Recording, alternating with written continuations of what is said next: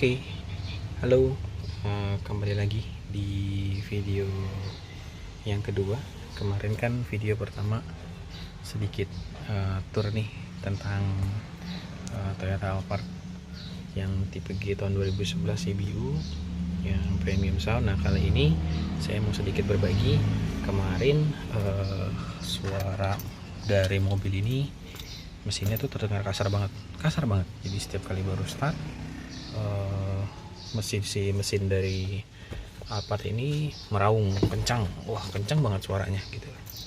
Sampai di saat idle pun suara mesin itu masih terdengar kasar gitu. Nanti saya kasih tahu ya suara mesinnya sekasar apa gitu loh sebelum diperbaikin si mobil Alphard ini.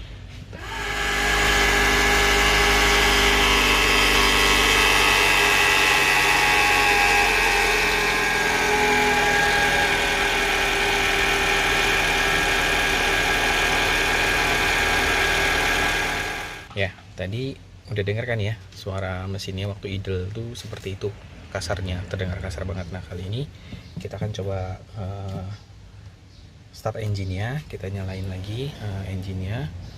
Setelah diperbaiki, perbedaannya jauh banget gitu loh dari suara engine-nya, baik dari pertama kali start ataupun idle-nya. Dan nanti kita juga akan informasikan kemarin tuh yang diservis apa aja sih gitu, dan penyakitnya apa gitu loh, sehingga keluar suara yang kasar seperti itu dari mesin si Alphard ini gitu. Oke, kita start aja ya mesinnya ya. Nah, ini udah standby, udah ACC, kita injak pada rem. Nah, pencet tombol start.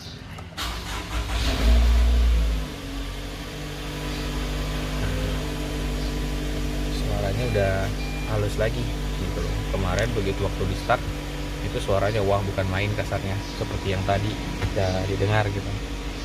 Oke, nah, sekarang kita lihat ke bagian engine nih.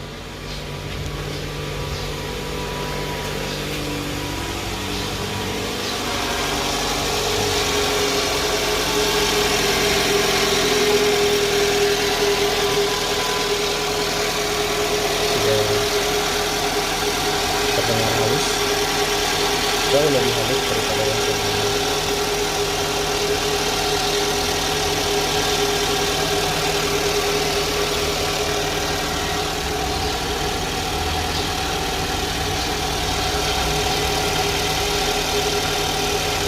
Oke, kita matikan dulu mesinnya.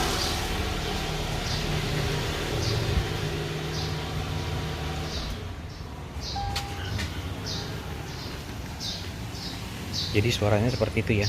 Sudah halus, sudah jauh lebih halus daripada yang tadi sebelumnya.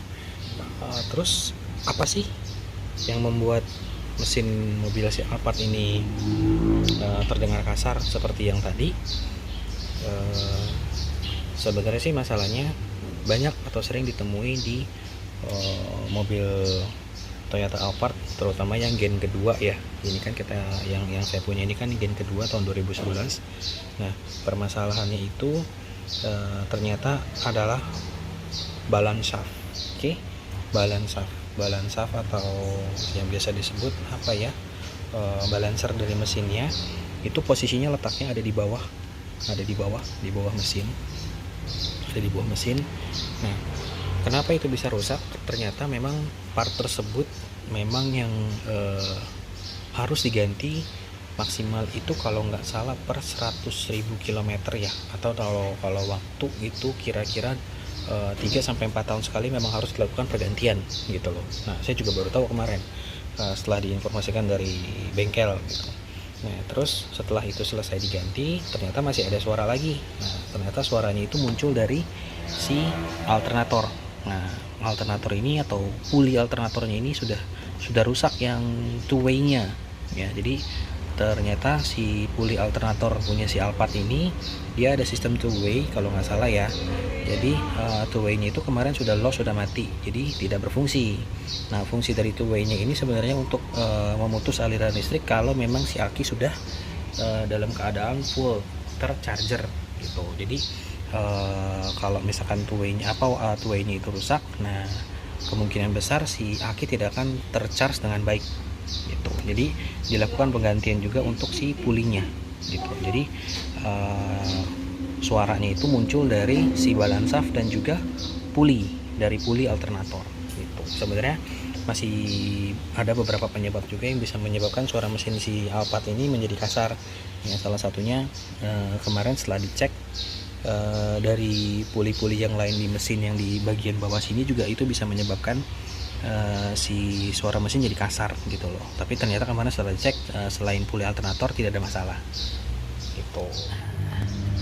Ini adalah penampakan dari yang namanya balan shaft punya si Alphard yang gen kedua ya. Nah ini, kalau bisa dilihat ya, ini ternyata bahannya itu bukan besi atau baja, ternyata ini bahannya semacam bahan asbes. Nah ini yang menyebabkan si mesin Alphard ini bunyi pada saat pertama kali di start dan juga idle-nya. Ternyata ini sudah patah di dalam blok si tempat balan shaft ini di bawah mobilnya, di bawah mesinnya ya gitu. Jadi ini tuh sudah patah. Nah sebelahnya ini nggak tahu kemana gitu. Jadi mungkin sama mekaniknya sudah dibuang. Ini posisinya sebenarnya ada di sini nih teman-teman. Nah posisinya tuh ada di sini. Nah seperti ini. Oke. Nah sebelahnya lagi ternyata ini udah nggak ada nih. Nggak tahu nih kemana.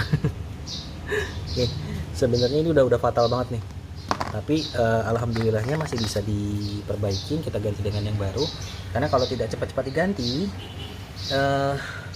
patahan atau pecahan dari si asbesnya ini itu bisa masuk ke saringan oli yang ada di dalam mesin atau filter ya. Dia menyumbat si filter itu sendiri sehingga nanti menyebabkan oli tidak akan bisa naik ke dalam mesin secara baik gitu loh.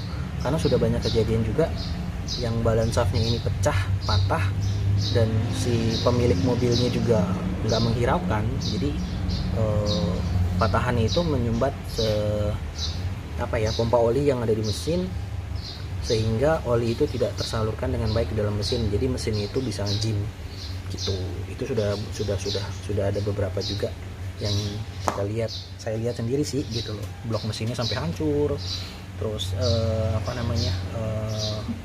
sehernya juga sampai bengkok gitu loh, pistonnya sampai bengkok gitu. Nah itu saya juga udah lihat kemarin tuh. Nah sebenarnya ini posisinya kanan kiri begini ya teman-teman. Fungsinya seperti ini. Nah ini tuh adanya di sini. Kalau nggak salah sih ini posisinya begini ya di dalam mesin. Nah, jadi asbes ketemu asbes. Nah, si asbesnya ini yang satu sudah pecah, sudah hilang. Ternyata ini dalam jangka waktu 100.000 km ini harus diganti, atau 3 sampai 4 tahun sekali harus ganti. Gitu. Ya. Dan puli alternatornya sendiri bentuknya seperti ini. Nah, ternyata kemarin sama mekanik yang sebelumnya itu ternyata dilas. Nah, untuk menghilangkan suaranya itu ternyata kemarin dilas, dan ini adalah contoh yang salah. Nah ini alhamdulillahnya lagi untung aja alternatornya nggak kebakar, karena kata si montir yang kemarin ganti puli ini, alternatornya ini pulinya nggak boleh dilas, nggak boleh dimatiin, karena fungsi dari si two way nya ini ternyata untuk memutus aliran listriknya kalau si aki sudah penuh di charge sama si alternator. Jadi kalau misalkan ini dimatiin, itu posisinya pulinya muter terus dan aki akan terus tercharge gitu loh. Jadi bisa menyebabkan konslet ya, IC-nya bisa kebakar, alternator pun bisa kebakar, dan mobil juga bisa terjadi kebakaran gitu. Ya, jadi ini saya juga ternyata baru tahu. Nah karena posisi saya juga nggak di Jakarta, di Bandar Lampung ya tepatnya, ternyata untuk cari spare part ini memang sangat sulit di Bandar Lampung, sulit. Bahkan sampai bengkel resmi pun harus order dulu gitu loh. Nah kemarin karena saya datang ke Jakarta, saya datang ke bengkel, ternyata bengkel tersebut memang sudah biasa menangani mobil Alphard gitu, karena ada beberapa klub juga yang servisnya di sana. Nah ternyata kemarin selain kita servis juga ternyata di tune up juga, ternyata tune upnya juga asik banget. Jadi mobil juga jadi lebih irit, larinya juga lebih enak. Dan kemarin setelah melakukan penggantian busi dan di tune up dan juga penggantian beberapa part ini, kondisi mobil sekarang jadi tambah prima. Keren deh pokoknya setelah diganti ini semua gitu. Nah kurang lebih sih itu ya informasi yang mau kita bagikan gitu. Oh iya, mungkin kalau untuk harganya si Balansaf ini bervariasi. Kalau misalkan mau cari di online banyak kok yang murah, tapi saya nggak tahu ya kualitasnya seperti apa, karena kemarin ini yang saya dapatkan dari bengkelnya itu memang ori, part dari Toyota. Ini harganya sekitar 2.200.000 sampai 2.250.000. Terus untuk si pulinya sendiri ini sekitar 600 sampai 700.000 gitu. Ya kalau untuk busi sih boleh pilihlah banyak merek ya, sesuai kebutuhan dan juga sesuai budget. Nah terus untuk ongkos bongkarnya sendiri, sebenarnya ini kemarin pengerjaannya harusnya memakan waktu 2 sampai 3 hari. Tapi karena saya bilang sama si omnya, karena saya mau pulang keluar kota, harus kembali ke Lampung, jadi dikebut. Masuk pagi jam setengah 9 pagi, itu jam 7 malam sudah selesai. Wah keren pokoknya bengkel punya si omnya gitu. Dan ongkosnya juga dengan nggak terlalu mahal ya, relatif kok. Karena kemarin saya minta untuk segera diperbaiki dan juga mau selesai cepat, jadi menurut saya sih harga segitu worth it lah. Kemarin itu kalau nggak salah sesuai nota, harganya itu untuk jasanya aja sekitar 1.700.000. Itu udah include semuanya pokoknya gitu. Oke, mungkin itu aja informasi yang mau saya bagikan. Kurang lebihnya mungkin nanti bisa di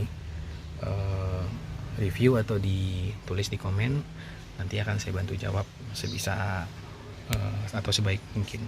Oke, terima kasih. Assalamualaikum warahmatullahi wabarakatuh.